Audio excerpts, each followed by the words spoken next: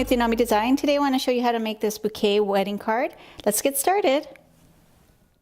The first thing you want to do is start with the blue cardstock that's available from DeNami Design. Just fold it in half. This has a slight texture to it on one side, and on the inside it's a little more smoother texture, so if you can choose what kind of texture you want. So now I'm going to create a little frame around it. So without measuring, I'm just going to eyeball it to see what kind of a frame I want around it. So here I'm just going to fold it like this, and then I'm going to notch it with my fingernail so I can create the amount of frame that I want showing. Then I'm just going to use my paper trimmer and just cut where I notched it, like this. And then if you want to double check, you could just place it right back on the card just to check to see if it looks the way you want it to. So now what I'm going to do is I'm going to create the insert for it. I'm going to use a white cardstock. You're just going to do the same thing by eyeballing how much of a frame you want showing and then just notching it like that and then like that. You can use a pencil if that's easier to see. For me, it's the less work that I have to do, the better. So I'm just going to trim it like that.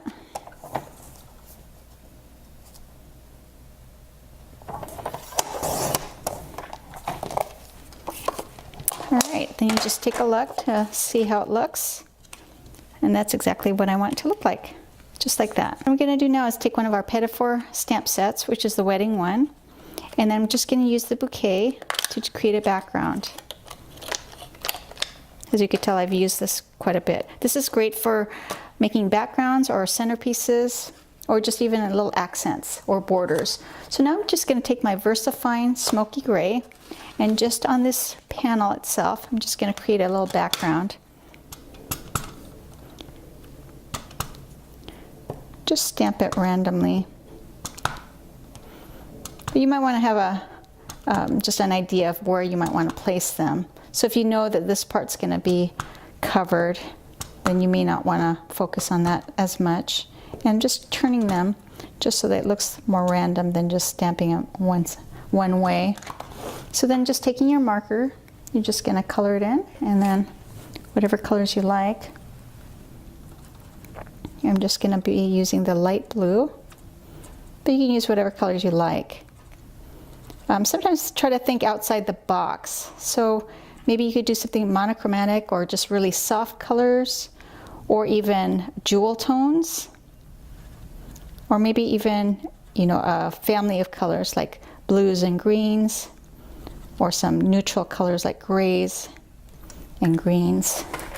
So depending on the look you want. I'm just going to do like a slight gray. Just like that, just little touches. This is a brush tip. You can use this, or you can do the finer tip that's on the other end right here. But I like to use the brush tip because it gives me a little more of a freestyle look. It doesn't look as stiff. It looks more watercolored. And just be very generous. Just freestyle and just do just the edge. You don't even have to do the whole flower because you don't want it to be too dark.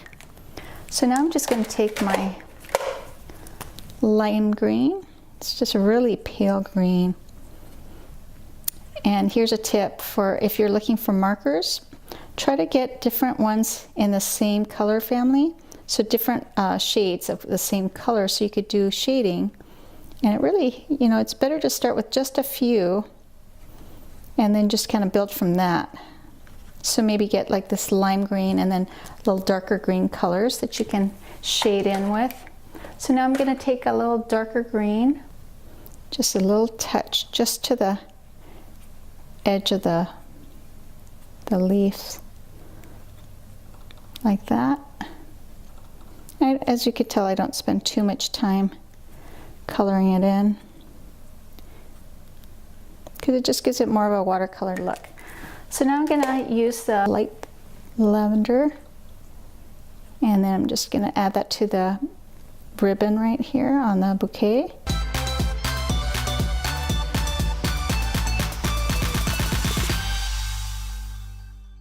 I'm going to use this Sea Breeze ink pad. And I'm going to take this polka dotted background. I'm just going to ink it up.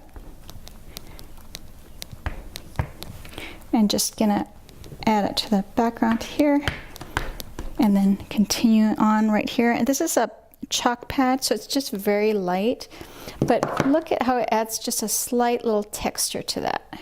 So it just adds that little touch that makes it more than just plain white. So, okay, so now I'm just going to start layering them all together.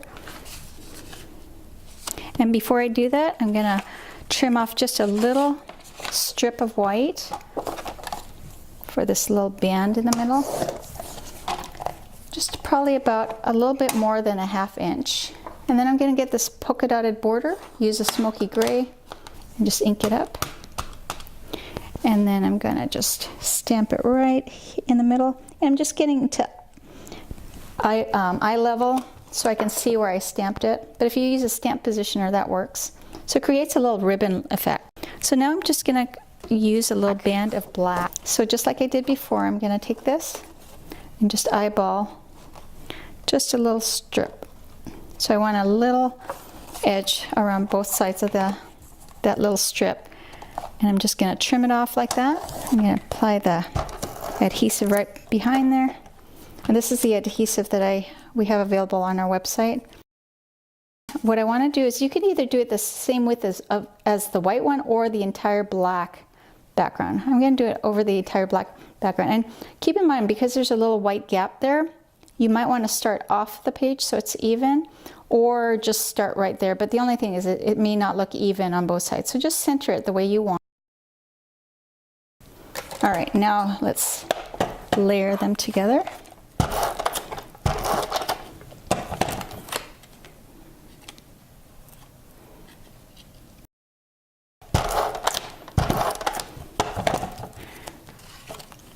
Okay, and then I'm going to layer this.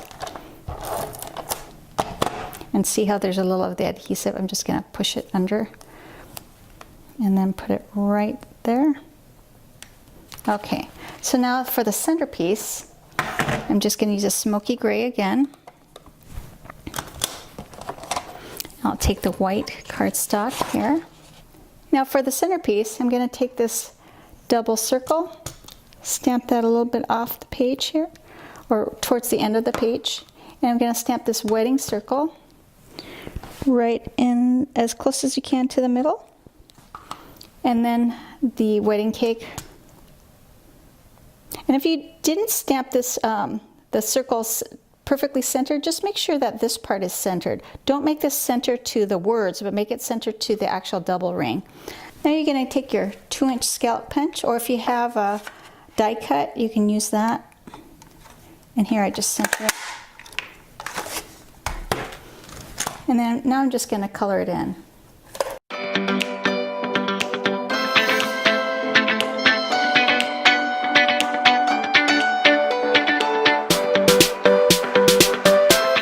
And I'm going to use a scallop punch here. You can use a die cut if you want. And then these, so this is a 2-inch and this is a 2.5 inch. Now I'm going to layer them together using the ATG gun right here. Layer them like that. And then to add a little bit of height to it, I'm going to use mounting tape, which I have right here. Just add a couple of little pieces there just for the height. And then just, and it doesn't have to be perfectly centered. It could be a little bit above center, or it could be in the center. It doesn't really matter. It'll all look great. So then you just take the Quickie glue pen, which I demonstrated in a previous video, and then just highlight the colors you want to use. So here's the light blue glitter. Just be really generous, and you're just going to tap off the excess like this. So the lime sherbet's going to be right here. Just sprinkle it everywhere you put the glue pen, and just really tap it off. So once again, Quickie glue pen, this time on the bow, and I'm going to also do it on the cake. as well as the little heart. So now you're just going to sprinkle on the lavender glitter here. And there you go. Look how cute this is. With all the glitter and then the shimmer of the silver paper. It's all available on DeNamiDesign.com.